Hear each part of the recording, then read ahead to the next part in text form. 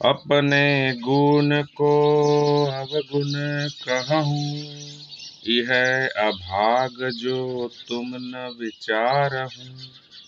तू जियरा बहुत दुख पावा, जल बिनु मीन कौन सच पावा। चात्रिक जल हल आसय पासा, स्वांग धरै भव सागर की आशा। चात्रिक जल हल भरै जो पासा, मेघ न बरसै चले उदासा। राम नाम इहे निज सारा, और झूठ सकल संसारा। राम नाम इहे निज सारा, और झूठ सकल संसारा। हरि उतंग तुम जाति पतंगा, यम घर कियहु जीव को संगा। किंचित है सपने निधि पाई, हिय न समाय कहाँ धरऊँ छिपाई। हिय न समाय छोरी नहीं पारा, झूठा लोभ किछउ न बिचारा। सुमृति किन्न आपू नहीं माना, तरुअर तर छर छार हो जाना। जीव दुर्मति डोले संसारा, ते नहीं सूझे वार न पारा। जीव दुर्मति डोले संसारा, ते नहीं सूझे वार न पारा। जीव दुर्मति डोले संसारा, ते नहीं सूझे वार न पारा। जीव दुर्मति डोले संसारा, ते नहीं सूझे वार न पारा। ते नहीं सूझे वार न पारा, ते नहीं सूझे वार न पारा।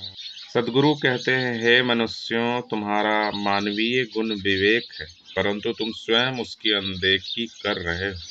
तुम स्वयं को तुच्छ समझ रहे हो। तुम अपने गुणों को परख नहीं रहे हो, बल्कि विश्वास पर चल रहे हो, अर्थात तुम अपने विवेक रूपी गुण को ही अवगुण समझ रहे हो। तुम अपनी गरिमा का महत्व नहीं जान रहे हो। यही तुम्हारा सबसे अधिक दुर्भाग्य है। हे मनुष्य, तुमने अपने स्वरूप को भूलकर इस संसार में अनेकों कष्ट उठाए हैं। भला जल के बिना किसी मछली को सुख मिला है? अर्थात नहीं। जैसे चातक पक्षी के पास जल होते हुए भी प्यासा ही रहता है, तथा स्वाति नक्षत्र में वर्षा न होने पर भी वह बिना जल ग्रहण किए ही उदासीन होकर चल पड़ता है, ठीक इसी तरह ही मनुष्य के हृदय में ज्ञान का सागर भरा रहता है, परंतु वह उधर ध्यान न देकर दुखी रहता है। जिसका नाम राम है, वह निज चेतन ही स्वयं का स्वरूप है। वही अपना है, शेष सब देह और प्राणी पदार्थ तथा संसार का समस्त व्यवहार असत्य है। कहने का अर्थ यह है कि आत्मा स्वरूप में ही राम बसा हुआ है, वही सत्य है, शेष सब भ्रम है। आत्म स्वरूप के अतिरिक्त किसी नक्शे में उलझना स्वयं को यम के घर में रखे वासना के घेरे में झोंक देना ही है, अर्थात बाहरी कल्पित ईश्वर को छोड़कर स्वयं के ही चेतन स्वरूप भगवान में निमग्न रहो।